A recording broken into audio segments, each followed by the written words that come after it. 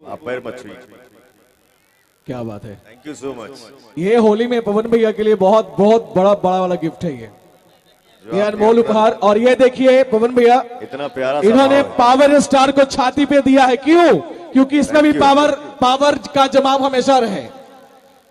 आप समझो ये भाई बहुत स्मार्ट है। पवन भैया ये भाई बहुत स्मार्ट है जिन्होंने पावर स्टार को यानी कि पूरा ट्रांसफार्मर को छाती पे बिठा लिया। आप समझो कि ये कितना बड़ा स्मार्ट भाई है हमारा। सो बहुत बहुत शुक्रिया आप दोनों का। और एक कुणाल है, कुणाल आपने फोटो दिया था रवि भैया जी, हो गया। क्या बात है। Thank you so much. बहुत बहुत शुक्रिया। Thank you sir. चलिए जी जी हो गया बाबू। थैंक यू बहुत बहुत शुक्रिया। सो आइए